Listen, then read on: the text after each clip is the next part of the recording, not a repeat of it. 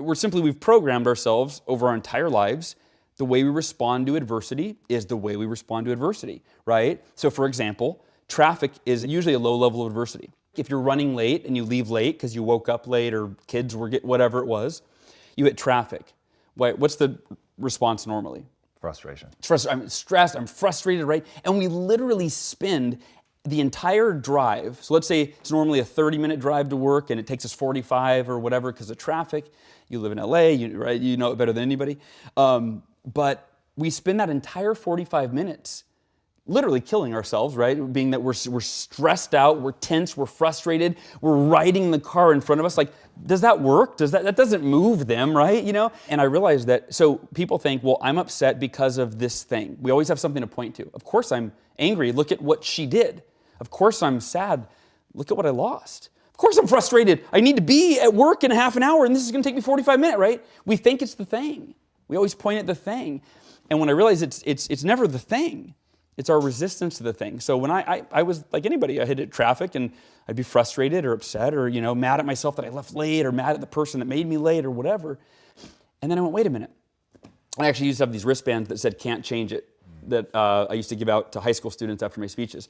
And I'd be driving and I'd see my wristband and I'd go, oh yeah, wait, this applies, I can't change traffic.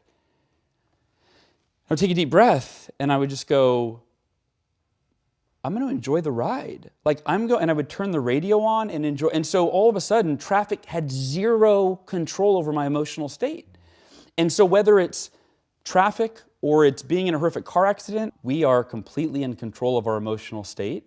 And the key that unlocks the door to emotional invincibility, if you will, is acceptance.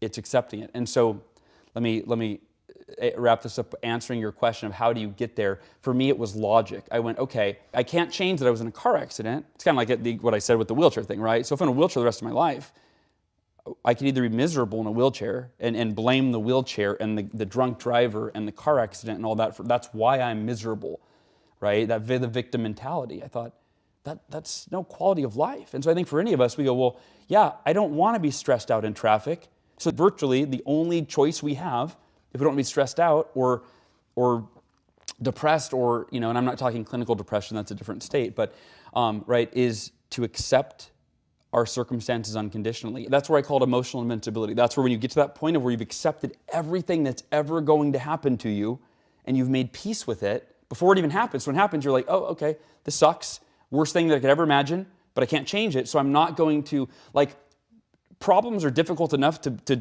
move through and overcome. Why add emotional turmoil to those problems? It doesn't help you get through the problem. In fact, it simply makes it harder, it takes longer, or it prevents you from solving the problem altogether because you're so emotionally engaged in it. You can't see, the sunshine through the clouds.